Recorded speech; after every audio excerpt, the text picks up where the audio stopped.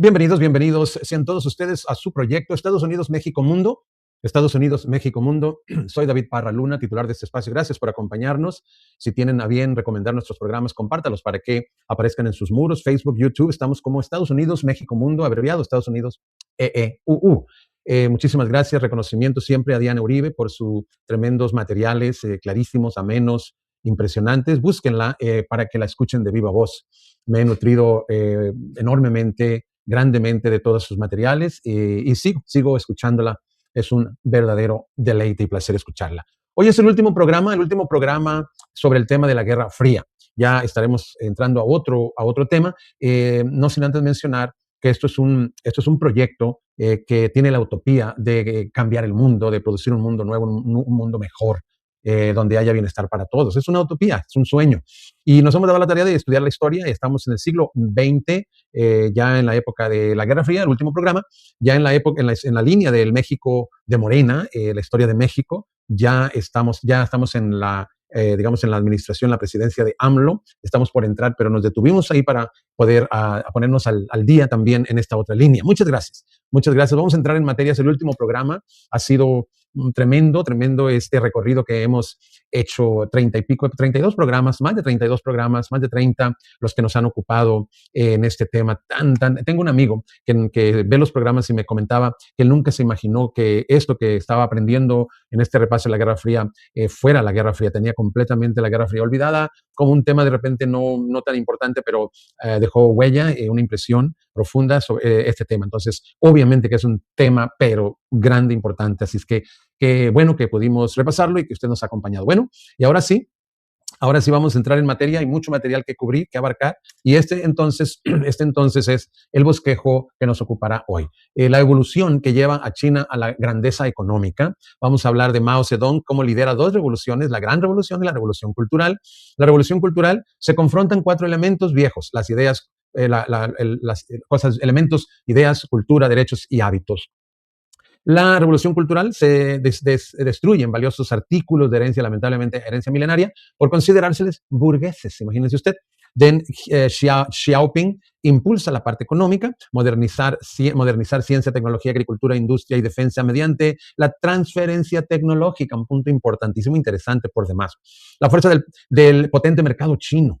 Aquí surge esto y el dilema de dar el salto a la modernidad. Matanza en la plaza de Tiananmen. China aprovecha su gran mercado y emprende su proceso hacia la grandeza económica. Si usted se pregunta cómo es que China o llegó a ser lo que es hoy, pues aquí va a encontrar muchas respuestas. Muy bien. Mao Zedong lidera dos revoluciones. Este es el último capítulo de la Guerra Fría y trata de la China moderna. Hemos visto que el dilema de China siempre ha sido el mismo: la modernización. ¿Cómo responder a la modernidad? Es el dilema. China, cuando se resquebrajó el confucianismo, entró en la crisis de no poder superar la barrera de la modernidad que los países europeos habían superado en su momento, y fue lo que determinó que China estuviera en el estado de servidumbre, fragmentación y deriva en la que estuvo durante toda la primera mitad del siglo XX. Entonces, llega Mao Zedong al poder y lo primero que hace es reunir a China y le da todo un sentido de pertenencia, un proyecto histórico, la saca adelante. Esto, digamos, va a ser la salida de la historia para los chinos. La primera etapa, la era de Mao, va a durar 30 años aproximadamente, desde 1949. Él muere en 1976, pero la era de él le sobrevive un par de años más. Mao resuelve varias cosas. Primero, el problema de la dignidad, de pertenencia, supervivencia, de comida, todo lo que va a hacer. Y lo hace en un principio a través de la creación del colectivo, y que cada uno va creando a partir de sus talleres, sus propios tornos, sus propios altos hornos. Pero mientras esto va pasando, sí, este proyecto de industrialización prácticamente manual, empleando la mayor cantidad de gente posible, inventándose el agua tibia, digamos, no porque los chinos no se hayan inventado todo, sino que en esta fase particular de la historia ya Estados Unidos estaba entrando en lo que sería la sociedad industrial avanzada, un cambio tecnológico inmenso durante la era industrial, o dentro de la era industrial, que lo va a convertir en la primera potencia del planeta. Cuando hay un nivel de desarrollo tan alto como el que en ese momento tenía Estados Unidos en torno a la gran industria automotriz y a las cadenas de montaje, entonces lo que China está haciendo corresponde a un siglo y medio antes. Corresponde a la revolución en Inglaterra entre finales del siglo XVIII y comienzos del XIX. Si la China hubiera estado aislada, digamos, si el mundo no tuviera esas conexiones que en ese momento tenían, hubiera funcionado, pero en comparación con la industrialización acelerada de Estados Unidos y con la creciente industrialización europea, digamos, cuando Europa construye, que realmente es muy poco tiempo, Europa se va a nivelar después de una gigantesca reconstrucción, se va a nivelar y va a entrar en una dinámica importante en términos de desarrollo de industria. En ese contexto, China sí se atrasa. Ahí hay un momento en que China ya no puede, digamos, mantener el ritmo de industrialización que se da en otras partes del mundo. China adopta durante toda esta era de Mao la autarquia. La autarquia, es decir, se cierran, heridos como estaban por la apertura de los puertos, por la manera como les habían mordisqueado Hong Kong y todo, por la forma como el colonialismo los había tratado y obligado a una apertura forzosa y desigual. Ellos se cierran y se ponen a inventarse el agua tibia, cada uno hace su torno, cada uno hace su instrumento para producir el acero, todo, y eso, digamos, funciona a nivel de sociedad, de organización, de pertenencia y de crear un nuevo mundo para la China. Pero hay un momento en que económicamente eso no basta por lo que estamos diciendo, porque están ocurriendo saltos tecnológicos enormes al otro lado del mundo. Surge entonces la pregunta, ¿cómo vamos a resolver el problema económico? Y Mao resuelve el problema económico con un debate ideológico y esa resolución del debate ideológico es lo que se va a llamar la revolución cultural. Va a utilizar a toda la juventud, o sea, lanza a la juventud a las calles, a los estudiantes de las universidades para hacer una purga ideológica contra la vieja guardia del partido. Pero esa es una respuesta ideológica a una pregunta económica y también es una lucha fraccional. Esto es increíblemente complejo y despierta intensas pasiones. La revolución cultural es la base de lo que será la nueva izquierda, pues las revoluciones tienen diferencias entre los hechos y los ecos. Lo que el mundo ve es una revolución que se transforma a sí misma, que se dinamiza y eso va a llevar a que su influencia sea importantísima en la nueva izquierda y en la formación de un nuevo imaginario político. Para el resto del mundo, en lo que llamaremos el maoísmo y la influencia del libro rojo de Mao, esto va a ser una panacea, un referente histórico, un faro, un punto de vista que va a crear toda una nueva corriente política en el mundo y que se va a escindir y a diferenciar de las corrientes provenientes de la Unión Soviética, que eran el trotskismo y el stalinismo. Entonces, aquí se forma otra tendencia que se va a reflejar en una inmensa cantidad de grupos políticos en el planeta Tierra, en todas las universidades, desde Indonesia hasta la Nacional, pasando por el Valle de la Universidad de Córdoba, París, mayo del 68, dígalo nomás. El mundo está viendo y toma una influencia como el mundo la entiende, pero en China está pasando algo completamente distinto, pero eso se va a saber hasta mucho tiempo después. La revolución cultural. ¿Qué pasa en China? La lucha es contra los cuatro viejos, dicen ellos, las viejas ideas, la vieja cultura, los viejos derechos y los viejos hábitos. Y de esa manera hay toda una creación de un imaginario. Mao vuelve a crear una mitología alrededor de la revolución cultural. Un día cruza nadando el Yangtze, que para la edad que tenía en ese momento era como si la reina Israel cruzara el canal de la Mancha y eso lo vuelve un superhéroe. La revolución cultural dura de 1966 a 1976 propiamente, pero la efervescencia, o sea, el furor, es del 66 al 69, que es cuando los estudiantes universitarios son licenciados de las universidades, les dan vacaciones y se convierten en guardias rojos. Luego los guardias rojos se salen del control de Mao y los llevan a campos de reeducación para volver a tener control sobre ellos. En esa época es cuando empieza toda la idealización, que son más de 10 millones de jóvenes que están politizados, apoyados por el ejército, y en ese furor hay 100 millones de personas afectadas y el 60% de los funcionarios del partido fueron purgados. Se van a mandar una cantidad de intereducación.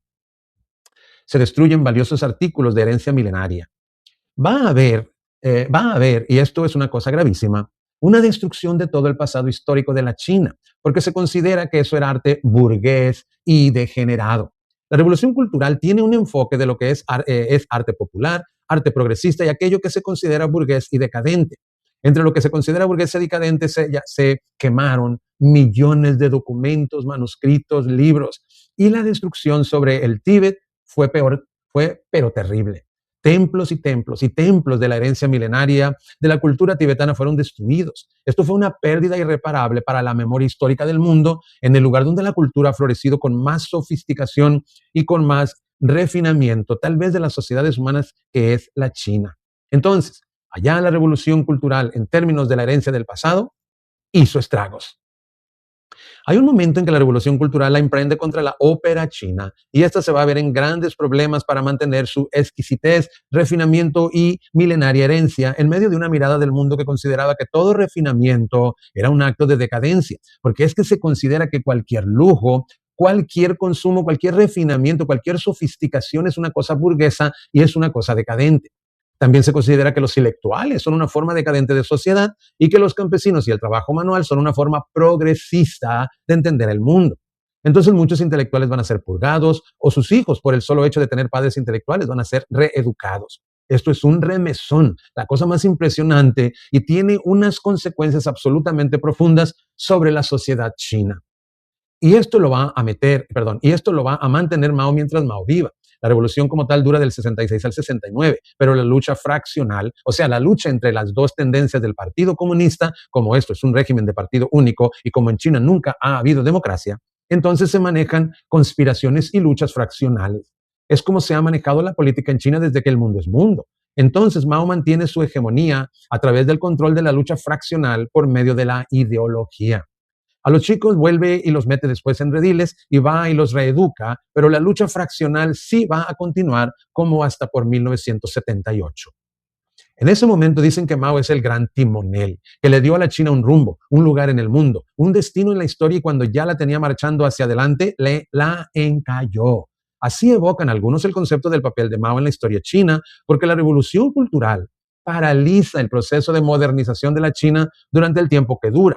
Eso es económicamente muy complicado y culturalmente, en lo que es la herencia histórica, es devastadora. Por eso dicen que encalló, pero la influencia y los ecos de esa revolución son tan místicos, mágicos, míticos, que van a generar un espectro de adoración en el mundo entero alrededor de la figura de Mao. Y solo mucho tiempo después, el mundo podrá comparar la imagen de la idealización de la revolución cultural con la manera como los chinos se interpretan o como pasaron muchas cosas dentro de este periodo tan complejo de la historia. Esa fue la primera, digamos, la era de la China moderna, que es toda la era de Mao y que es una era donde a los funcionarios se les quitó la honra, la estima. Eso es muy importante para los chinos, donde entraron los guardias y empezaron a atacar a los funcionarios y todo ahí fue cuando dijeron que había que detenerlos porque estaban fuera de todo control. Pero va a haber muchísima gente afectada durante este tiempo de purgas. Y eso va a dejar una huella, una herida muy grande en la memoria colectiva de la China, porque muchos de ellos eran los gestores de la revolución de la toma del poder. Y ahora se sienten purgados habiendo entregado su vida a este proceso. Entonces, en esta primera parte estamos viendo dónde se producen las heridas en el imaginario colectivo que nos van a explicar las posteriores actitudes en la historia en tiempos más recientes en Tiananmen. Después de la muerte de Mao, Mao muere en 1976, Zhou Enlai también muere en 1976, mueren los dos pilares, los dos artífices de la revolución china. Entonces la pregunta es, ¿cómo pasamos de la veneración, de la adoración, de la deificación de la figura de Mao a convertirse prácticamente en un pie de página de la historia? O sea, ¿a qué hora la China da ese viraje tan digno de las fuerzas del Tao que conocen los extremos del mundo?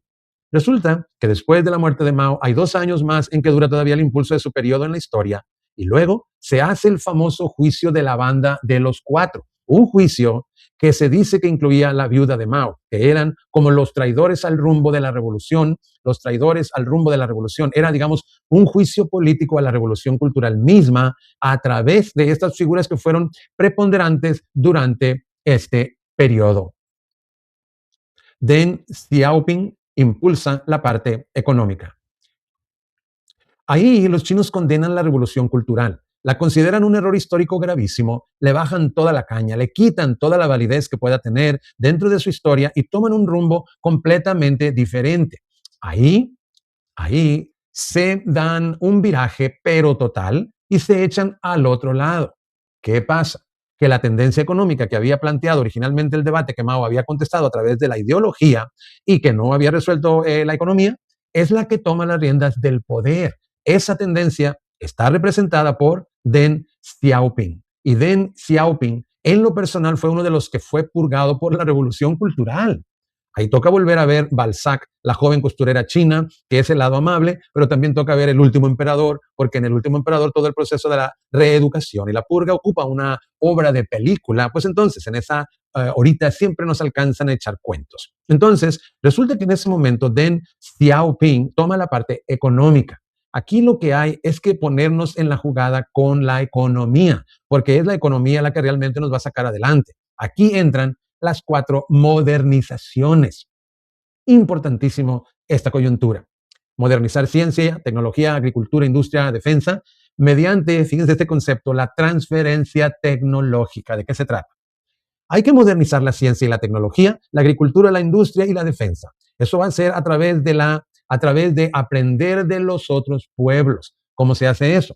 Mandan chinos por todas partes del mundo y los chinos se van a Estados Unidos y empiezan a fotocopiar a la lata todo lo que hay en las revistas científicas. Es un espionaje industrial, no para saber si tenían bombas o para nada, si tenían cohetes, no, sino cómo funcionaba la tecnología de Estados Unidos.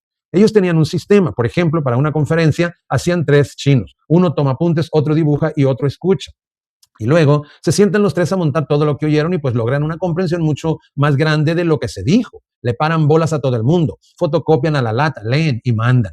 Pura transferencia tecnológica hasta llegar a comprender de qué se trató ese salto que dio Occidente en ese tiempo y en ese periodo histórico y poderlo asimilar a la China. O sea, esto es un propósito de infiltrarse para entender cómo es que una sociedad cambió y aprovechar los sectores punta de la tecnología para cogerlos en la cresta de la ola y entender cómo funcionan, un poco como hizo el Japón.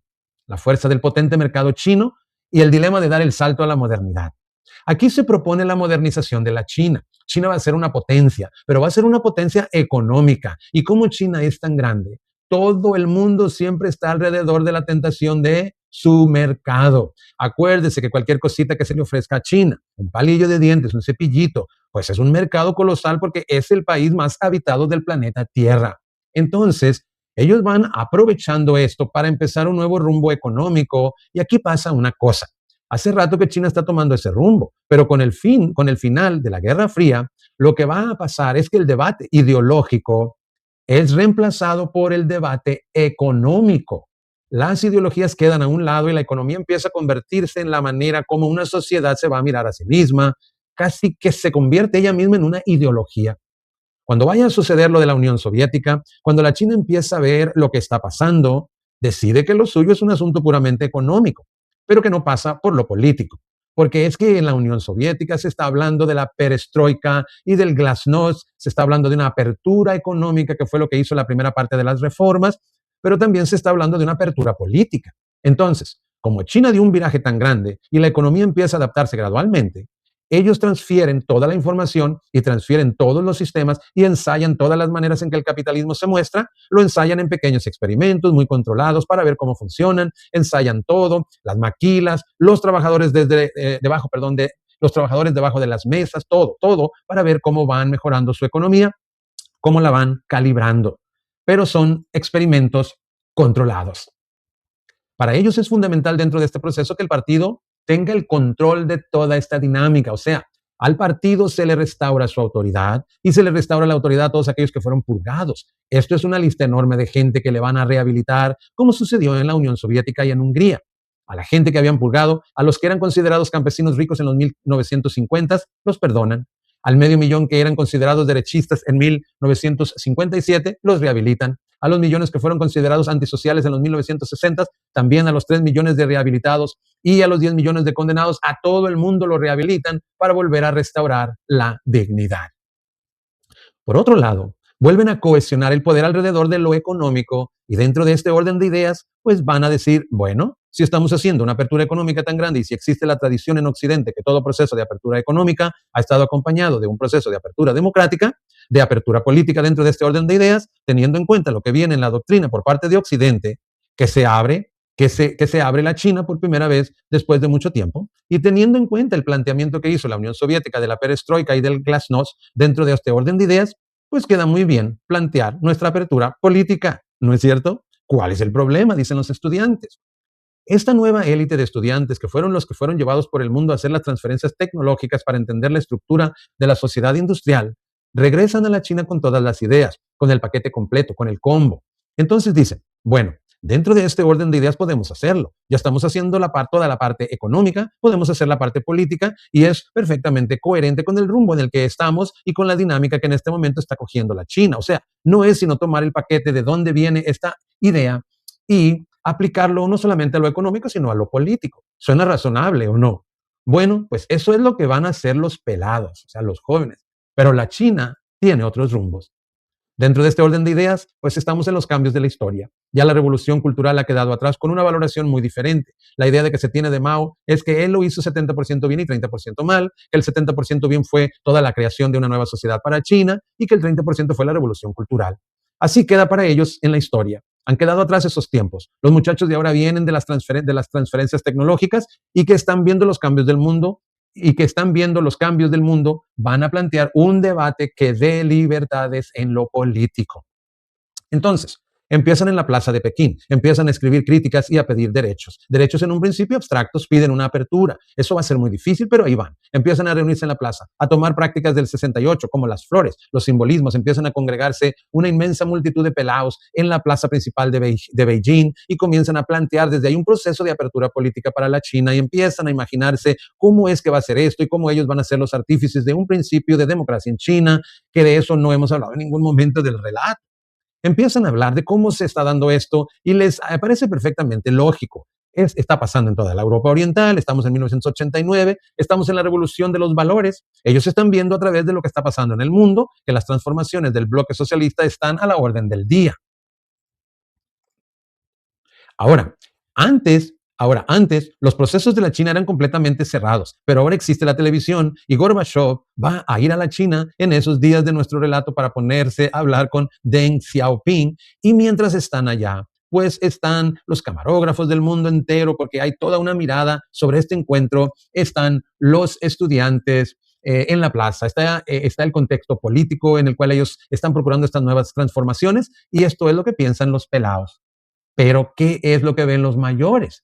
Los mayores lo que ven son otra vez los estudiantes dando lora y después de la experiencia tan amarga que tuvieron durante la era de la revolución cultural y del tiempo que costó rehabilitar a toda la gente que fue purgada y privada de su estima y entre aquellos que fueron purgados estaba Deng Xiaoping.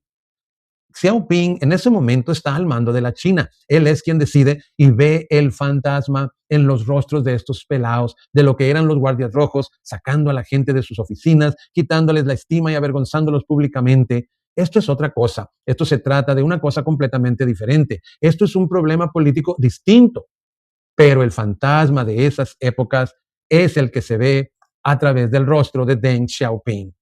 De repente, si hubiera sido otro estamento el que hubiera planteado este tipo de reformas, a lo mejor no hubiera sido tan grave, a lo mejor no hubiera sido tan terrible, pero es que son los pelados y como hay este antecedente y tanta gente sufrió eso y esa gente que lo sufrió, la que es la fracción que en ese momento está en el poder, por un lado, la herida del imaginario de lo que pasó en la revolución cultural. Por otro lado, desde el punto de vista del socialismo, lo que está pasando en Europa Oriental es mucho más preocupante que chévere, porque es un fenómeno de desintegración, aunque todavía no se ha desintegrado la Unión Soviética, esto sucedería en 1992. Nosotros en este momento del relato estamos en 1989, pero ya se ha ido desprendiendo todo el bloque. El telón de acero cayó y como la línea china también era muy dura, al ver caer el telón de acero, el viejo truco del refrán islámico, si ves a tu vecino afeitar, pon tu barba a remojar. Cuando los chinos ven aquello y ven cómo se les va yendo del llavero toda la Europa Oriental a la Unión Soviética, que era la más y la más y la muy,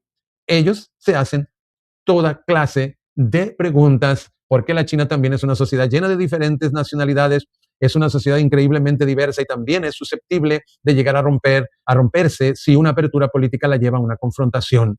Como ellos también vivieron durante tanto tiempo la muerte de los 1000 pedazos, ellos le tienen horror a la fragmentación, horror a las fisuras, horror a las divisiones, porque eso los puede llevar de nuevo a la era de la fragmentación y esa es su mayor pesadilla. Y lo que están viendo que le viene pierna arriba a la Unión Soviética es como ni más ni menos, o sea, el proceso todavía no se ha completado, pero los chinos ya saben para dónde va eso. Entonces, para allá no quiero ir. El pánico que sienten frente al proceso soviético, el fantasma de la revolución cultural, el modelo de una transformación económica que no quiere ni pasa, ni consideran ellos que deba traducirse en lo más mínimo en lo político. La idea de no cuestionar la autoridad del partido va a hacer que tomen la decisión que tomen y que tomaron ellos en ese momento. Y a su vez los muchachos reaccionan con las fuerzas de la historia que ellos han visto. Han estado en las universidades del mundo, han visto cómo las sociedades mezclan los procesos de apertura económico con lo político, están viendo cómo la Unión Soviética, que en todo caso es la madre ideológica de todo, porque de todas maneras el marxismo lo implementaron ellos, y aunque los chinos se hayan distanciado ideológicamente de la Unión Soviética, desde 1952 la Unión Soviética seguía siendo la inspiración y el modelo en términos históricos. Y cuando ven que desde allá viene la perestroika y glasnost, entonces, desde el punto de vista de los estudiantes, esto es perfectamente coherente. Es el paso a seguir desde el punto de vista de los gobernantes. Esto es inadmisible. Desde el punto de vista de los estudiantes, ellos solamente piden derechos y democracia. Ellos no van a juzgar a nadie, no van a atacar a nadie. Solamente piden que haya una apertura política y consideran que no hay ningún problema en ello, que eso no atenta ni afecta contra el funcionamiento de la China, que ellos no quieren hacer ningún daño en la China, sino modernizarla en términos políticos. Y desde el punto de vista del sistema, este puede ser el comienzo del fin. Son los fantasmas. Es el pánico de lo que está pasando. Dos contrarias corrientes de la historia se encuentran dramáticamente en la plaza de Tiananmen.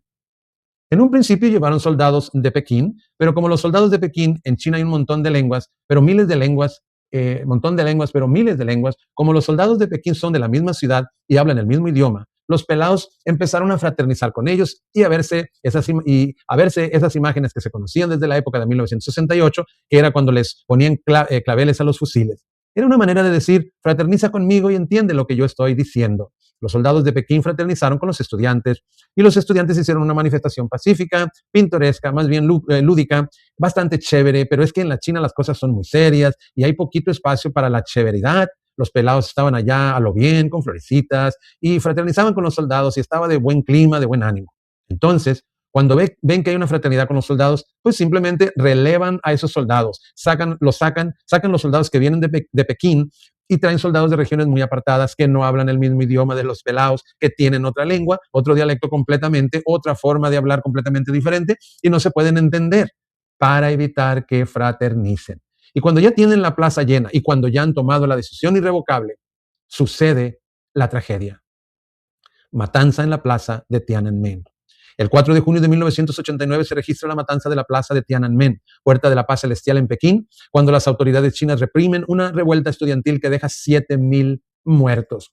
La tragedia estremece a esta joven generación de muchachos que, con el espíritu del socialismo con rostro humano, con el espíritu del mayo del 68, con las flores en el pelo de las épocas que habían pasado, ponen el pecho frente al tanque. La imagen de ese muchacho poniendo el pecho frente al tanque, como tratando de detener el rumbo de la historia, el relato diciendo que por favor paren la matanza, la cantidad de pelados que están siendo asesinados en ese momento, el caos que se genera, el mundo que los está mirando, porque estas cosas en China pasan con alguna frecuencia, y en Taiwán habían matado un montón de gente durante los 1940 y los 1950 y durante las décadas de la revolución, aquellos que pudieran de alguna manera simpatizar con el proceso de Mao, pero nadie lo sabía. Y en China este tipo de purgas se han dado antes, pero nadie lo sabía. En el momento de los medios de comunicación de masas, en el momento en que Gorbachev está por allá, en el momento en que el mundo tiene los ojos sobre todo lo que está pasando, que esto adquiere la dimensión de la aldea global. El mundo se da cuenta de lo que está pasando en la China. Por primera vez algo es entendido por el planeta entero en tiempo real, porque las cosas que pasan en la China se vienen a saber 30 años después por lo discreto que se pueden poner ellos. Entonces, el mundo ve estas imágenes desgarradas de estos muchachos muriendo y de esta manifestación que era pacífica y de la manera como les pasan los tanques.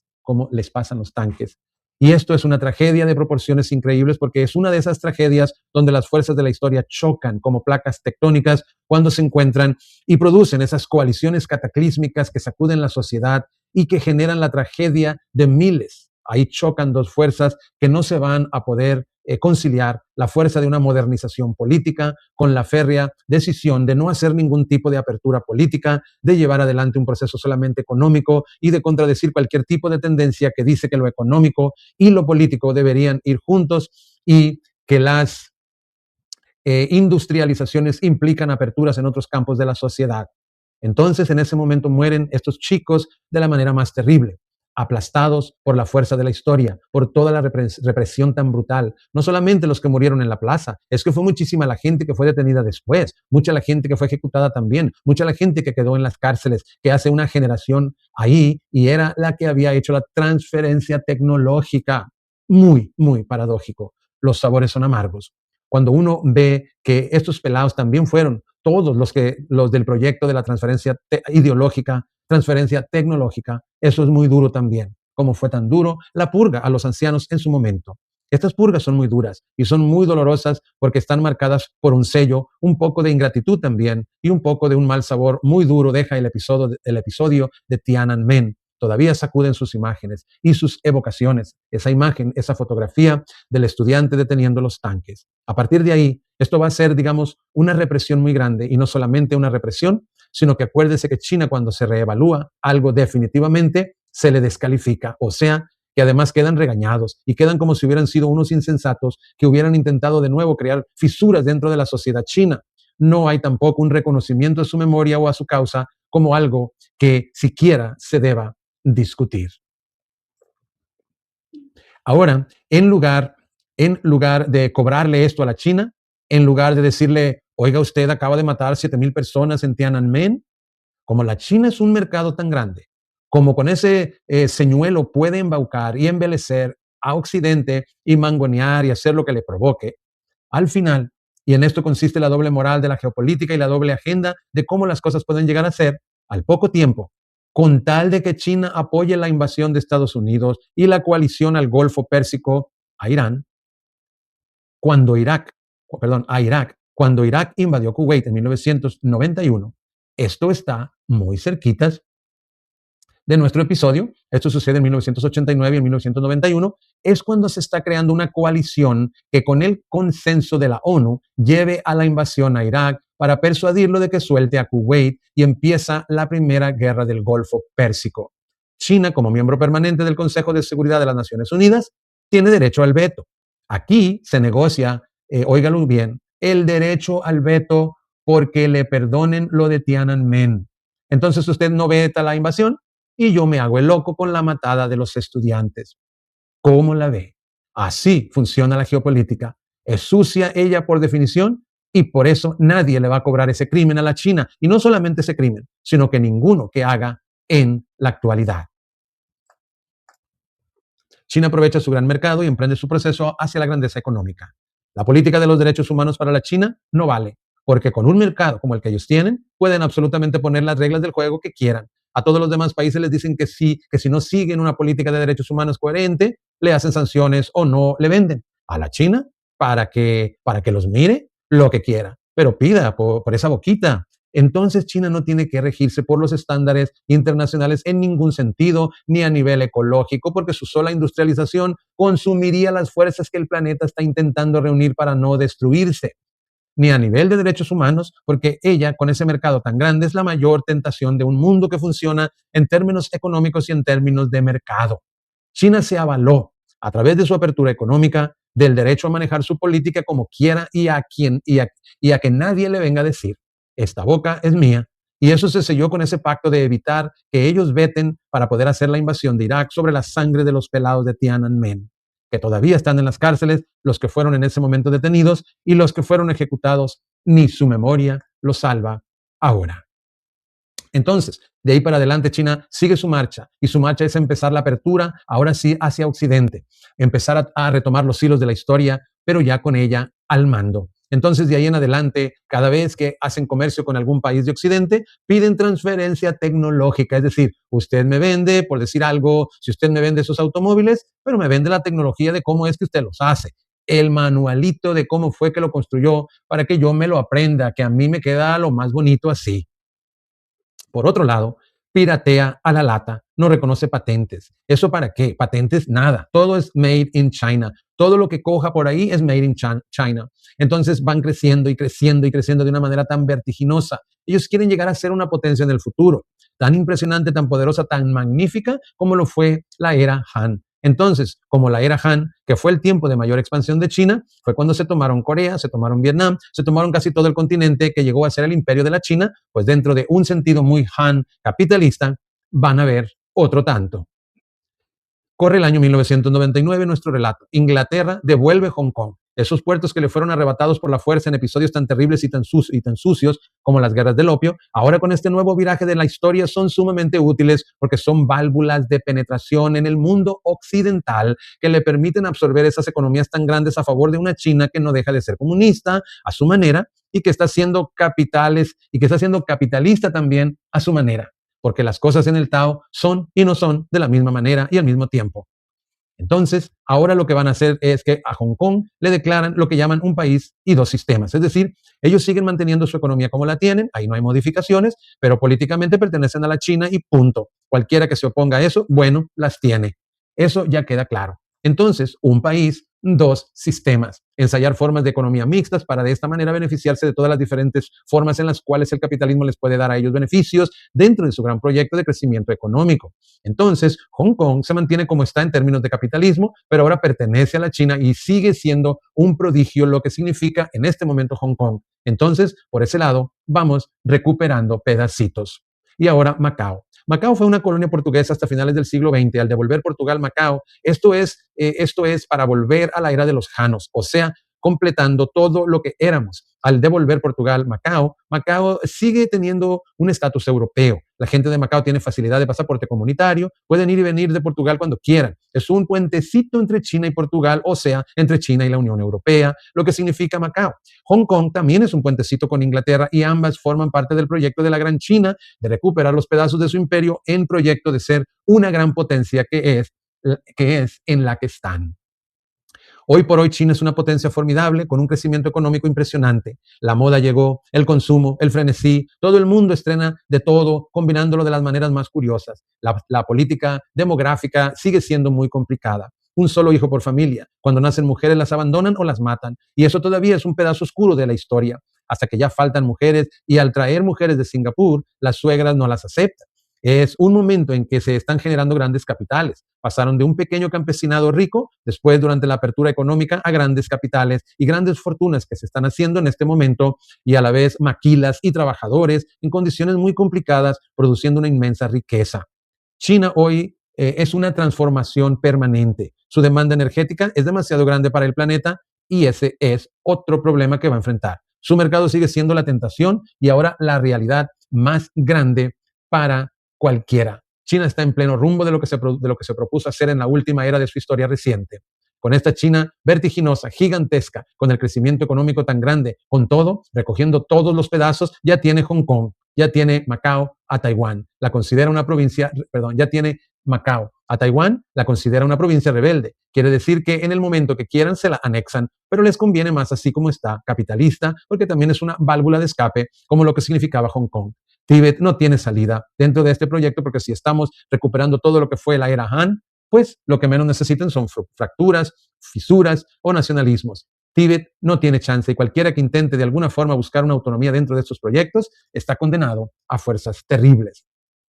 Con esta historia de la China, dejándola como uno de los emperadores del siglo XXI y hasta ahora está empezando y lo que nos falta y lo que se viene, con esto damos por terminada la serie de la Guerra Fría, que fue de carácter planetario. Duró 48 años, fue por todo el planeta, región por región, pedazo por pedazo. Recorrimos la China, la Indochina, el África, la Europa Oriental, la América Latina, todas las regiones del planeta que se vieron metidas en la bipolaridad de todos estos años del siglo XX.